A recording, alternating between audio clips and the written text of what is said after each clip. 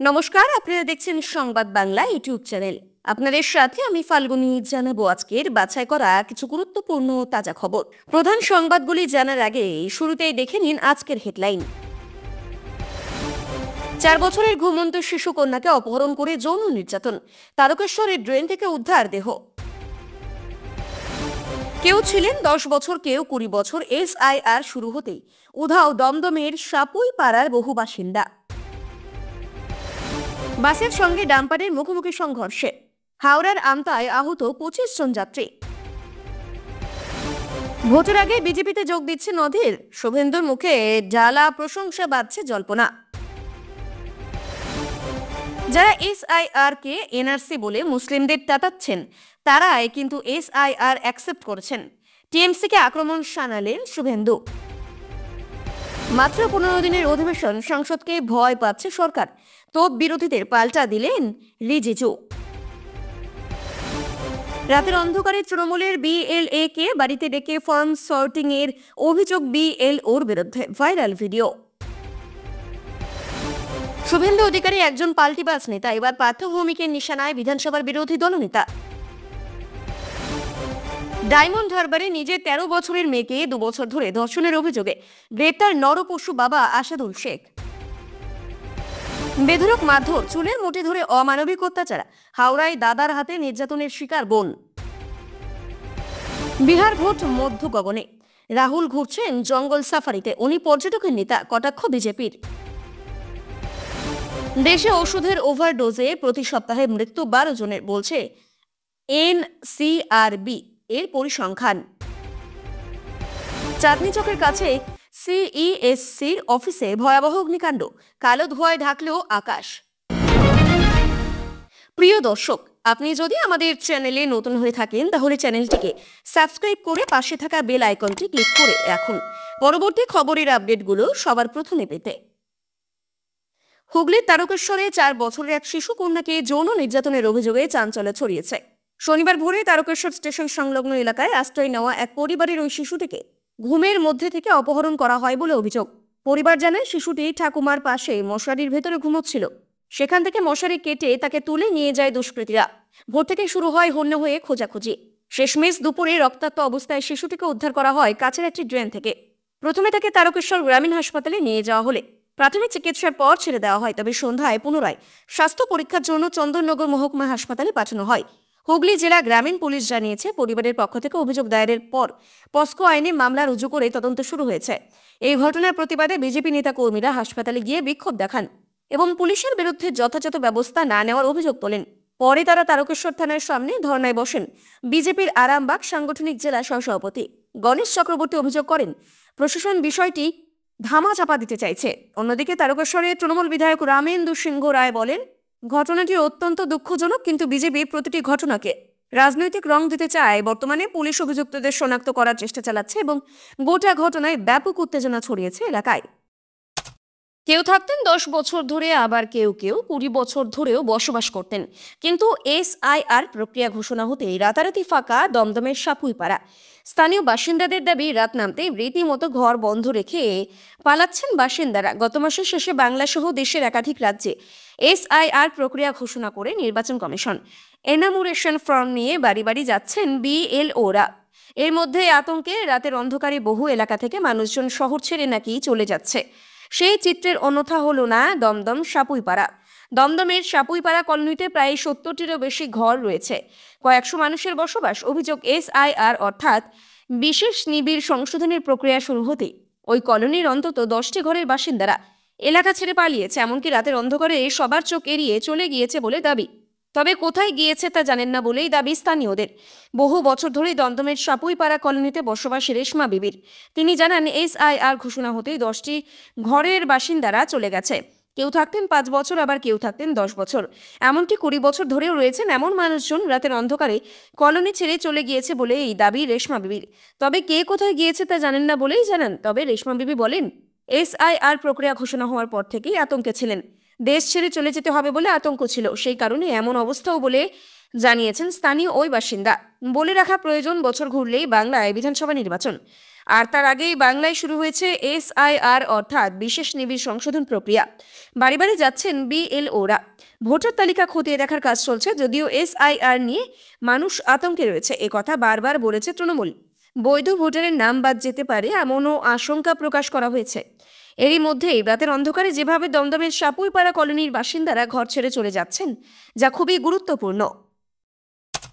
হাওড়ার আমতায় বাসের সঙ্গে ডাম্পারের মুখোমুখি সংঘর্ষে আহত হয়েছেন 25 জন যাত্রী।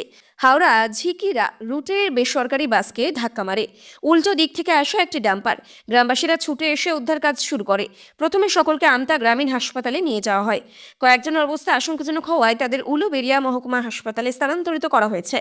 আহতদের মধ্যে রয়েছেন বাস ও ডাম্পারের চালক। বাস চালক ওভারটেক করতে গিয়েই ডাম্পারে ধাক্কা মারে বলে অভিযোগ ডাম্পার চালকের। রাজ্যে SIR প্রক্রিয়া ঘিরে ফের রাজনৈতিক পারদ চড়ল। শনিবার বিরোধী দল নেতা শুভেন্দু অধিকারী অভিযোগ করেন, CPIM ও কংগ্রেস হিন্দু ভোট ভাগ করে তৃণমূল কংগ্রেসকে সাহায্য করছে। তার বক্তব্য, ওরা ইন্ডিয়া জোটের অংশ হয়ে রাজ্যে বিরোধী সাজার নাটক করছে। আসলে হিন্দু ভোট ভাগ করা ওদের উদ্দেশ্য। তিনি উদাহরণ টেনে বলেন, দমদমে CPM এর সুজন চক্রবর্তী 2.10 লক্ষ ভোট পেয়ে তৃণমূল প্রার্থীকে জিতিয়ে দিয়েছেন। বিজেপি হেরেছিল মাত্র 76,000 ভোটে। শুভেন্দুর দাবি, সুজন বাবু বা শুভঙ্কর বাবুকে কখনো মুসলিম সমাজের আন্দোলনে দেখা যায় না, কিন্তু মতুয়াদের আন্দোলনে গিয়ে বিজেপি বিরোধী বক্তব্য রাখছেন, কারণ মতুয়ারা হিন্দু। তিনি আরো বলেন, অধীর চৌধুরী সরিয়ে কংগ্রেস দেখিয়ে দিয়েছে, তারা তৃণমূলের সঙ্গে আপোষ করেছে। সোনিয়া, রাহুল, খার্গে স্পষ্ট বার্তা দিয়েছে, মমতার বিরুদ্ধে লড়াই করবে না কংগ্রেস। অধীরের প্রশংসা করে শুভেন্দু বলেন, অধীর বাবুই প্রিয় রঞ্জন। প্রণব মুখোপাধ্যায়ের পর বাংলার সবচেয়ে দাপুটে কংগ্রেস নেতা। অন্যদিকে শুক্রবার CPM নেতা সুজন চক্রবর্তী ও কংগ্রেস সভাপতি শুভঙ্কর সরকার ঠাকুরনগরে গিয়ে SIR এর বিরুদ্ধে অনশনরত মতুয়াদের সঙ্গে দেখা করেন। অনশন শুরু করেছিলেন তৃণমূল সাংসদ মমতা বালা ঠাকুর। শুভঙ্কর বলেন, SIR চালিয়ে বিজেপি দেশ জুড়ে গৃহযুদ্ধের পরিবেশ তৈরি করছে। সুজন চক্রবর্তী জানান, আমরা মতুয়াদের আমন্ত্রণে এসেছি, আতঙ্ক ছড়িয়েছে বিজেপি। তৃণমূল ও কমিশনের মিলিত রাজনীতি থেকে SIR-কে ঘিরে এই পারস্পরিক অভিযোগে রাজ্যে ত্রিমুখী রাজনৈতিক লড়াই তীব্র হচ্ছে। রাজ্যে চলছে SIR প্রক্রিয়া, আর তা নিয়ে উত্তপ্ত হচ্ছে রাজনৈতিক আবহ। ভোটার তালিকার বিশেষ নিবিড় সংশোধন SIR প্রক্রিয়াকে কেন্দ্র করে তৃণমূল ও বিজেপির মধ্যে শুরু হয়েছে তীব্র রাজনৈতিক সংঘাত। এদিকে তৃণমূল কংগ্রেস দাবি করেছে, বিজেপি ওই প্রক্রিয়ার আড়ালে নাগরিকত্ব নিয়ে বিভাজনের রাজনীতি করছে। অন্যদিকে বিজেপির অভিযোগ, তৃণমূল ইচ্ছে করে SIR-কে NRC বলে প্রচার চালিয়ে মানুষকে ভয় দেখাচ্ছে। বিজেপি নেতা শুভেন্দু অধিকারী বলেন, 2021 সালে নির্বাচনের সময় যেমন মমতা বন্দ্যোপাধ্যায় CA-কে NRC বলে প্রচার করেছিলেন, ঠিক তেমনই এখন SIR নিয়ে বিভ্রান্তি ছড়াচ্ছে। তৃণমূলের নেতারা মুসলিমদের ভয় দেখাচ্ছেন, আবার হিন্দু শরণার্থীদের ভুল বোঝাচ্ছেন যে CAA বন্ধ হয়ে যাবে, অথচ তারাই SIR প্রক্রিয়া অনুমোদন করেছেন। শুভেন্দুর অভিযোগ, মুখ্যমন্ত্রী ও তৃণমূল SIR-কে কেন্দ্র করে হুমকি ও বিভ্রান্তির রাজনীতি করছেন। অন্যদিকে মুখ্যমন্ত্রী মমতা বন্দ্যোপাধ্যায় ও তার দলের শীর্ষ নেতৃত্ব বিজেপির বিরুদ্ধে পাল্টা সুরে আক্রমণ শানিয়েছেন। মমতা প্রশ্ন তুলেছেন, সামনে SIR আর পেছনে কি NRC? রাজ্যের মন্ত্রী শশী পাজা বলেন, যারা নির্বাচন কমিশনের হাতে এত ক্ষমতা দিয়েছে তারাই এখন নাগরিকত্ব নিয়ে প্রশ্ন তুলছে।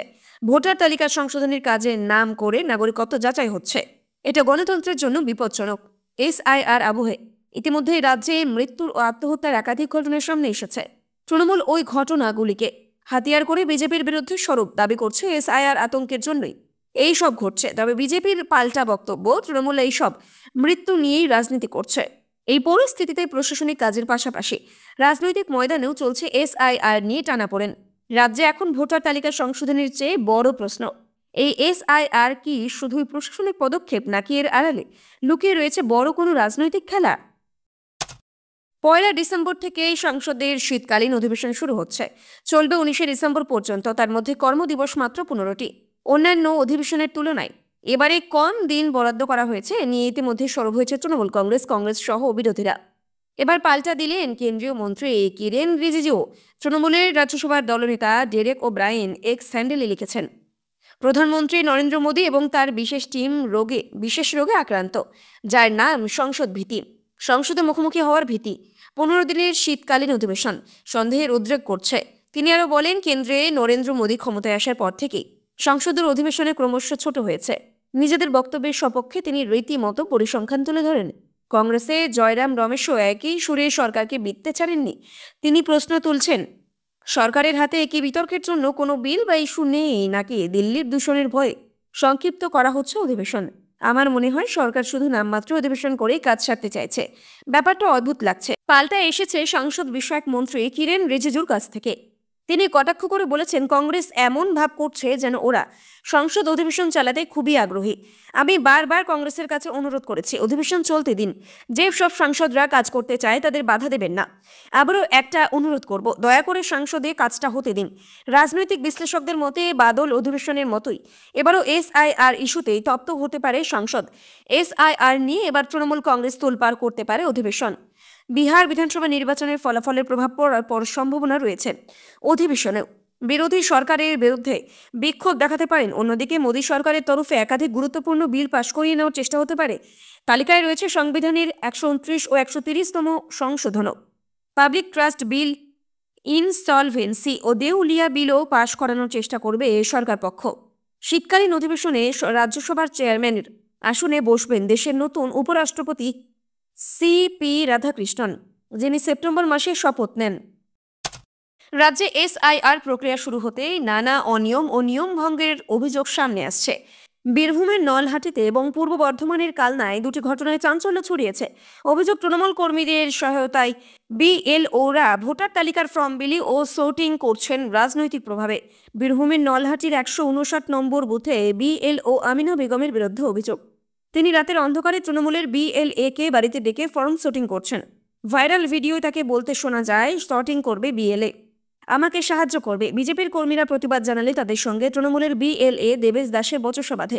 বিজেপি নেতা ধ্রুব সাহা অভিযোগ করেন, বিএলও নিজের ঘরে বসে তৃণমূলের বিএলএ এর সাহায্যে অবৈধ ভোটারদের নাম তোলার চেষ্টা করছেন। তারা ঘটনা তদন্ত ও সংশ্লিষ্ট বিএলওর বিরুদ্ধে শোকজের দাবি জানিয়েছেন। অন্যদিকে পূর্ব বর্ধমানের কালনা মহকুমার কল্যাণপুর পঞ্চায়েতের 172 নম্বর বুথে তৃণমূলের বুথ সভাপতির বাড়ির সামনে চেয়ার পেতে এনুমারেশন ফর্ম বিলির অভিযোগ উঠেছে। স্থানীয় বাসিন্দারা জানান, ফর্ম বিলির কাজ তৃণমূল নেতৃত্বের বাড়ি থেকেই হচ্ছিল। বিএলও পীযূষ মুর্মু অবশ্য দাবি করেন, রাস্তার ধারে ফর্ম সোর্টিং করছিল, আলোর অভাবে ফর্ম বিলি হয়নি।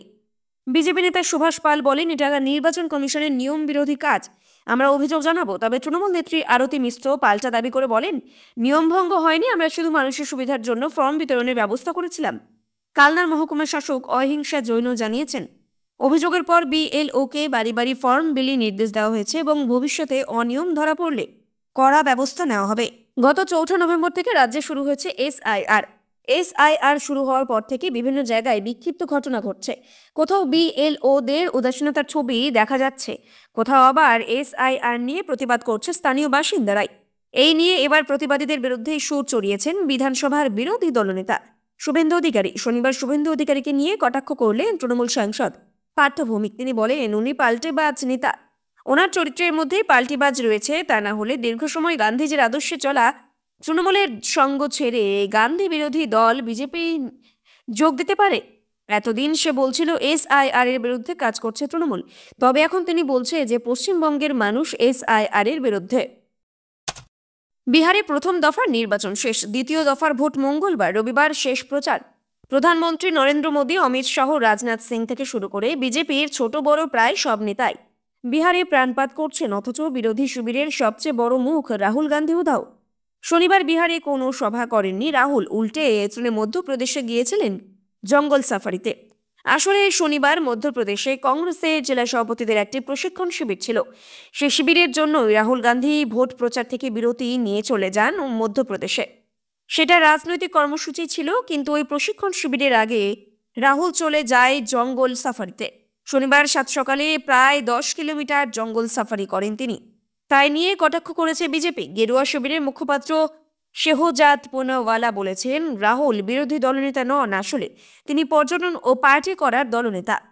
উল্লেখ্য, বিহারের ভোট প্রচার পর্বে প্রায় মাস দিয়ে কোথাও ছিলেন রাহুল। ভোটার অধিকার যাত্রা সম্পূর্ণ করার পর রাহুল গান্ধী কার্যত উধাও হয়ে গিয়েছিলেন। এমনকি কংগ্রেসের শীর্ষ নেতাদেরকেও সেভাবে প্রচার করেননি। মূলত আরজেডির সঙ্গে আসন রফা নিয়ে বিবাদের জেরে কংগ্রেস শীর্ষ নেতৃত্ব নিষ্ক্রিয় ছিল। পরে সব মিটমাট করে প্রচার শুরু করলেও সেভাবে গতি পায়নি বিরোধীদের প্রচার। মাঝে মধ্যেই উধাও হয়েছেন রাহুল গান্ধী জানিয়ে প্রশ্ন রয়েছে কংগ্রেসের অন্দরে। যদিও রবিবার প্রচারের শেষ দিনে রাহুলের জোড়া কর্মসূচি রয়েছে বিহারে। এদিন কিষানগঞ্জ ও পূর্ণিয়ায় সভা করবেন তিনি। সাত সকালে ভয়াবহ অগ্নিকাণ্ড। কলকাতায় চাঁদনী চকের কাছে সিইএসসির অফিসে এই আগুন লাগে। ঘটনার খবর পেয়ে ঘটনাস্থলে ছুটে যায় দমকলের 4টি ইঞ্জিন। জানা যায় প্রায় 1 ঘন্টারও বেশি সময় ধরে আগুন নেভানোর চেষ্টা করেন দমকল আধিকারিকরা। ঘটনাকে কেন্দ্র করে তীব্র চাঞ্চল্য ছড়িয়ে পড়ে। খবর পেয়ে এলাকায় ছুটে যান পুলিশ এবং বিপর্যয় মোকাবিলা কর্মীরা। তবে সিইএসসির ওই অফিসে কিভাবে এই আগুন লাগলো তা এখনো স্পষ্ট নয়। তবে শর্ট সার্কিট থেকে এই আগুন লাগতে পারে বলেই প্রাথমিক অনুমান পুলিশের। জানা যায় রবিবার ছুটির দিন, সঙ্গে ঠান্ডার আমেজ। সকাল 7টার পর কিছু পরে স্থানীয় মানুষজন চাঁদনী চকের কাছে প্রিন্সেস স্ট্রিট ঘাট এলাকায় সিআইএসসি অফিস থেকে কালো ধোঁয়া বেরোতে দেখেন। সঙ্গে সঙ্গে খবর দেওয়া হয় দমকলে। 1 মিনিট করে এক এক করে এলাকায় ছুটে আসে দমকলের 4টি ইঞ্জিন। ততক্ষণে আগুন ভয়াবহ আকার নেয়। কালো ধোঁয়ায় ঢেকে যায় চারপাশ। আতঙ্কিত হয়ে পড়ে স্থানীয় মানুষজন। যদিও যুদ্ধকালীন পরিস্থিতিতে দ্রুত আগুন নেভানোর চেষ্টা করেন দমকল আধিকারিকরা। বলে রাখা প্রয়োজন, এদিন সকালে যে এলাকায় আগুন লেগেছে শহরের অন্যতম ব্যস্ততম এলাকা। এদিন রবিবার ছুটির দিন হওয়ায় ভিড় ছিল না। ফলে বড়সড় দুর্ঘটনা এড়ানো সম্ভব হয়েছে বলেই মনে করা হচ্ছে। গত বৃহস্পতিবার ব্যস্ত সময়ে লালবাজারের কাছে RN মুখার্জি রোডের একটি গুদামে বিধ্বংসী আগুন লাগে। গুদামটি গাড়ির যন্ত্রাংশ মজুত করে রাখা ছিল প্রচুর পরিমাণ দাহ্য পদার্থ। ফলে ভয়ঙ্কর আকার নেয় আগুন। দমকলের প্রায় 10টি ইঞ্জিন কয়েক ঘন্টা চেষ্টায় আগুন নিয়ন্ত্রণে আনে।